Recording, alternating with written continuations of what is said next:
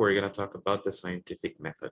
Now, this, as I was mentioning before, during those many years of the Dark Ages, of the Middle Ages, much of the knowledge was actually interrupted due to several factors. And back in the Renaissance, when all of this was allowed to exist again, the scientific inquiries, philosophy even, and experimentation and all of these different things, the scientific method started to become like a standard tool for the, let's say, well, yeah, to the new scientists. And this methodology, as I was telling you before, is pretty much the same standard that most philosophers even today use, with the exception of experimentation. Philosophers are very theoretical, but science is when you apply that philosophy, when you start to test and see and standardize and measure and observe and all of this, what was the original idea, right? Or the original concept. So this methodology is standard everywhere in the world for many years now, and basically is the same 7 steps. Maybe one name, maybe 2 names could change, but at the end is essentially also the learning process of humanity as a whole, right? The only difference is that we're standardizing here in order to make it more clear and that it could be replicable regardless of where in the world you're actually making science, right? Any scientist in this planet will be familiar with this. Is the basic foundation of modern science, right? So basically everything, or well, yeah, the scientific method begins first with observation, and this means the observation of reality, of the present world or the natural phenomena, current events even, and something important to mention as well is that this is not necessarily limited or only restricted to science. It could like hard science, like psychology can also use this, social studies can also use this. Is basically a method of how to standardize the getting of knowledge. Science, because of its nature, is very prone to use this, but many disciplines, even without actually knowing sometimes, actually use this methodology, right? So observation not only means like looking, but also like researching. This is what exists right now. And very closely related to observation is also the wondering process. This part of the philosophy is where, why is that looking like that? Why is this happening like that, right? So it's observing the patterns or behaviors of the reality. And from there, we actually come into what we call the problem. Now, this is called the problem, but it doesn't mean that you have to write an essay about this, right? The problem is basically a statement and is usually in the form of a question or a wondering, right? And this question usually, or not usually, must not be a closed question. This question, I shouldn't be able to answer it with a yes or with a no, right? For example, are dogs smart enough to help people? I can answer that with a no or with a yes. And that's it. That's not a scientific question, right? But it's mostly like how or why. Usually the questions start with a how or with a why, right? It shouldn't also be based on an opinion, right? Is Starbucks better than Tim Hortons? well, I can say number one, I can answer it with a yes or no. And number two, that yes or no would be an opinion. So it's even worse, right? And the third one is that it, well, would avoid, right? Avoid. And the third one is that these questions shouldn't be on the realm of morality or religion, right? Is God good? How are we going to test that, right? Like, there is no possible way to measure, to quantify, to experiment on that, right? So all of these things should be avoided in within the scientific method, right? Is, you know, is I don't know, is like, is doing whatever type of activity morally wrong? Uh, yes, no, what, it's an opinion, it's something based on morality, and it's a closed question. So that's like the worst example of scientific question that you can come up with, right? And following the same pattern, if the problem is the question, the hypothesis should be the answer. Your answer to your own question is, how do you think this question could be answered, right? For example, how can I improve my grades? How can I improve my grades? And the hypothesis you could be, maybe, and this is something a lot of people do, right? Maybe if I stop looking at my smartphone during class, maybe my grades will increase. And without actually knowing, you made a hypothesis. Maybe I should stop using my phone. Maybe that will change something, right? And this is also this answer, either positive or negative, will trigger you to make an experiment, right? To prove if you're correct or wrong, right? So you say, okay, so during 1 week, this upcoming week is coming a quiz. So during this week, I will not use the smartphone and take notes instead. And then you do the experiment. You do that and then take the quiz, and then you get data, right? Or you get the results. And then it turns out that your quiz, maybe it was even worse. It wasn't a successful experiment, or maybe your quiz was even better. And you say, so after looking at the data, either 100 or maybe a 50, you can say, I get a conclusion. So yeah, the smartphone was a problem. Therefore, I should avoid it in the future. Or I got the same result. I still failed. Okay, so maybe the smartphone is not the problem. Maybe the problem is the level of difficulty.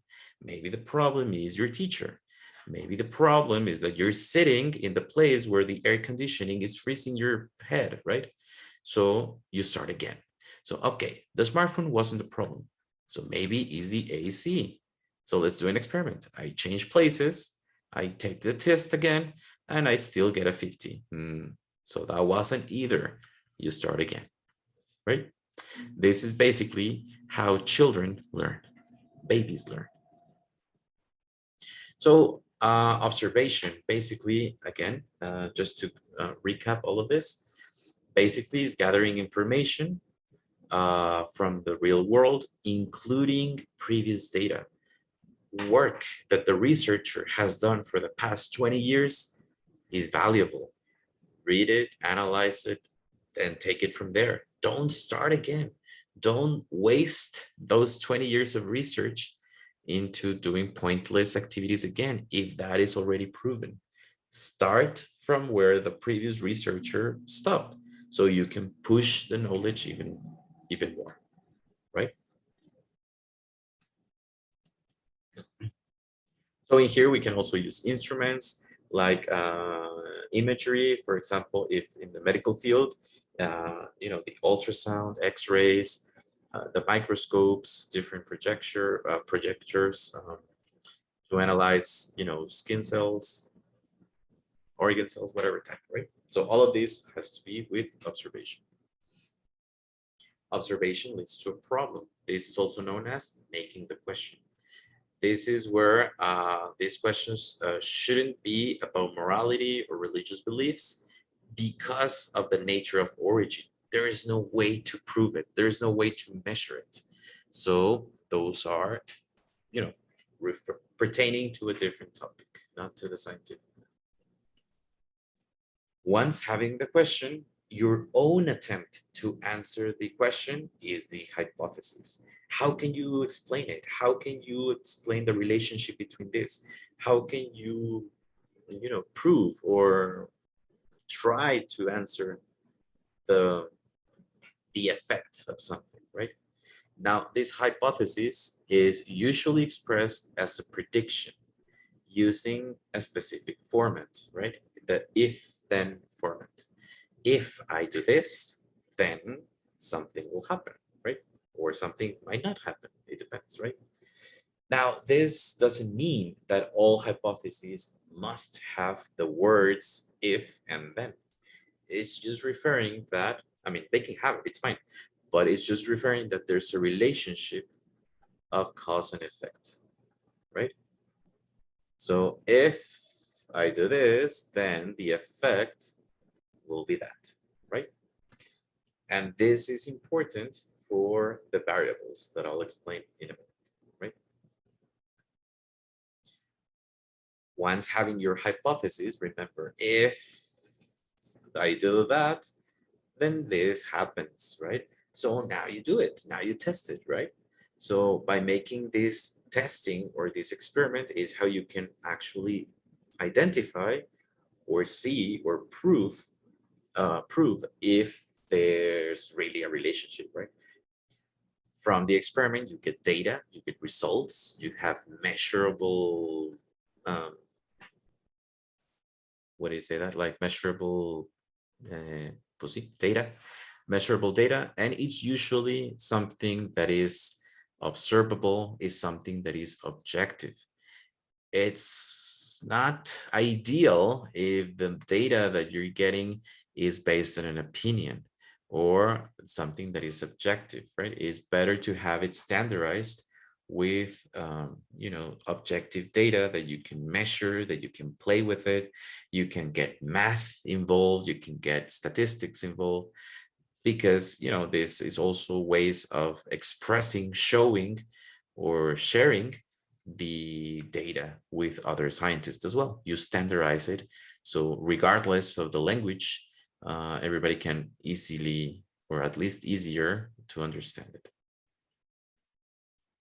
And from all of this data, you draw conclusions, right? So these conclusions are like the learnings or the learning from the whole thing, right?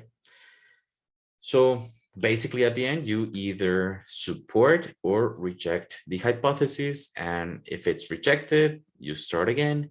If it's supported, you can continue actually. Oh, so this is true. Okay.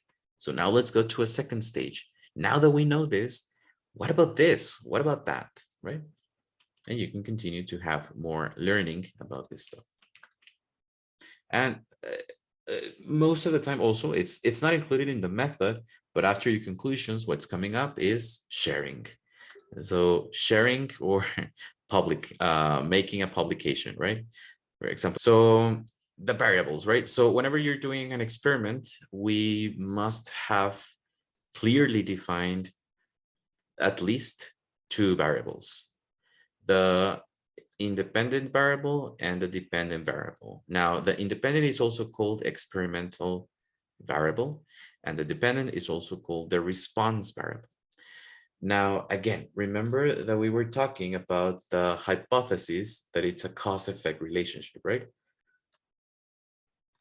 If I do that, then this will happen, right? So in the hypothesis, the if part will be the independent variable. If I stop using my phone, then my grade will go up. So which one is the independent variable? If I use the phone or not use the phone. That's the thing that I'm changing. If I use it, something happens. If I don't use it, something will happen, right? But the one that you measure, the one that you have no control over, that is you're just observing or measuring it. That's the dependent variable. This is the effect, right? Or the consequence. Cause, effect, right? So in the same example, the dependent variable or response variable will be the grade, right? If it's a pass or a fail, right? Or 100, 90, 80, like that, right? Depending on how you want to say it, right? So in the same example of the hypothesis, you also want, you want to define which one is the independent, which one is the dependent, so you can clearly see if there's really a relationship between that. But as we saw, maybe the smartphone wasn't the issue. Maybe the problem was the air conditioning, for example, right? So if you want to really test if the phone is really the cause for that, then you also must have controlled variables. Now, control variables is basically everything else that is related to the experiment that is not this or that, right? So not those two. In this example of the smartphone, so if I use it, my grade will go up. So maybe the way that you want to try it or test it is, for example, both cases or every single case is with the same teacher in the same classroom at the same hour. It would be different if you go at 10 p.m. that you're very tired, or maybe at 11 a.m. that you're not really tired. But you want to have it always at the same time. Maybe you want to have the same topic, so the level of difficulty is the same. You want to have maybe not the same quiz because it will be easier the second time, but maybe the same type of questions, the same topic, but different questions, right? So you want to have most of the other characteristics or most of the other elements from that to be always the same, so you can really see and really test if it's really the smartphone, the one that is giving you trouble, right? If everything changes all the time, then there's no way of knowing if that was really the case. Really the cause of the changes in the grade, right? So just as we have control variables, we also have control group. Yeah, control group is different from the experimental group in the sense that the experimental group are the ones that are being tested with the independent variable. In this example, to make it a little bit better or more clear, we have three groups. Which one would be the independent variable? Which one is the thing that is changing between group 1, group 2, and group 3? The thing that changes or that is different between group 1, 2, and 3 is the independent variable. So in this case, would be whatever it is that we're adding additional to the water, right? So in group 2, it would be the fertilizer. In group 3, it would be the soda drink, right? So we can say independent variable would be the thing that we put extra from the water to the plant, right? What would be the dependent variable, right? Now let's put this into a hypothesis. If I add something to the water, comma, then whatever I put next is a dependent variable, right? So then what? So in here, common mistakes include saying, oh, the dependent variable is the plant. But what about the plant? It's not just enough to say the plant. Are we talking about the species of the plant? Are we talking about the color of the plant? Are we talking about the height of the plant? Are we talking about the hydration of the plant, right? So which characteristics specifically? So in here, according to the data that we can see, it would be the height, right? Or the growth, to use characteristics of life. Then the growth will be different, right? So the control group is the one that is not being affected by the independent variable.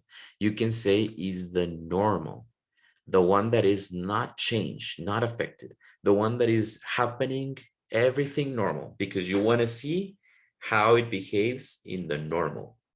So in this case, we just have the sunlight, the water, and we have this result.